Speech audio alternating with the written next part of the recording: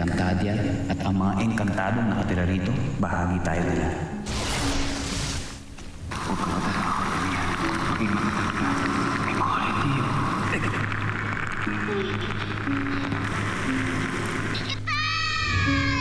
Itay!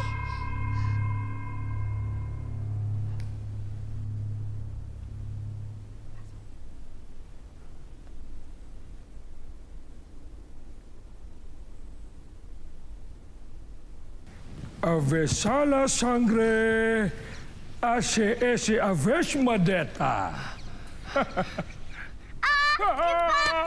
Ipakto ka!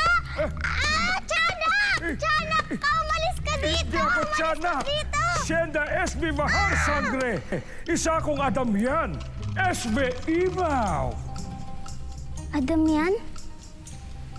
Imaw? Oo.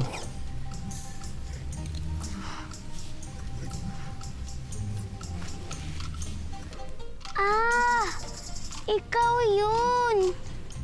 Ikaw yung ikinikwento sa akin ni Itay. Yung kaibigan niya.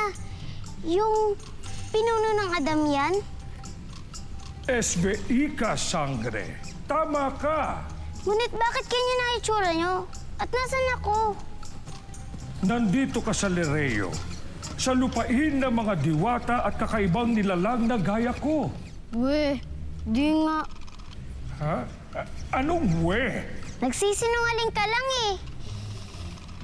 Hindi ako nagsisinungaling, Amihan. Bakit ko namang gagawin yun? Halika, sumama ka sa akin.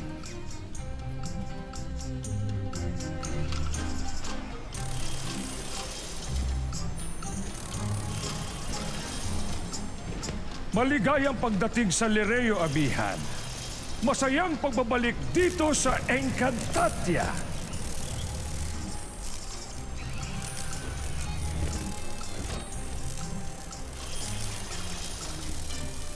Abisala, Amihan. Natutuwa ako na makilala kita, mahal na sangre.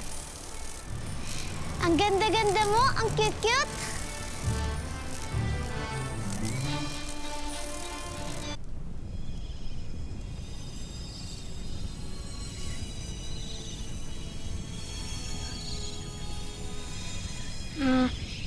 Imaw? Trono ba yun? Yan ang trono ng inang reyna.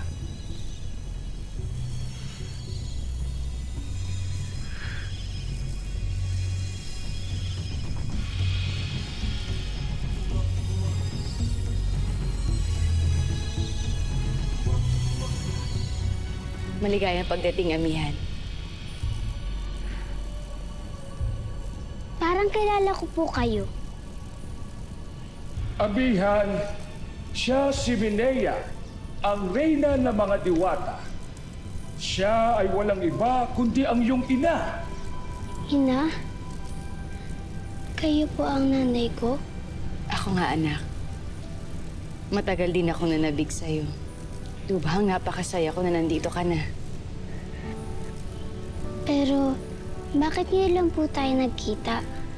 Sapagkat inilayo ka ni Prinsipe Rakim at dinala sa mundo ng tao upang pangalagaan ang iyong buhay. Nagpahubaya ang iyong ina, pagkat batid niya na higit mahalaga ang iyong kaligtasan.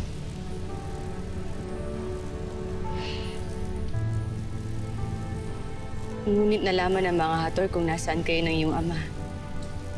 Kaya't, Amihan, kinalulungkot ko ang nangyari sa iyong ama. Ngunit nandito ako hindi para damayan ka lamang.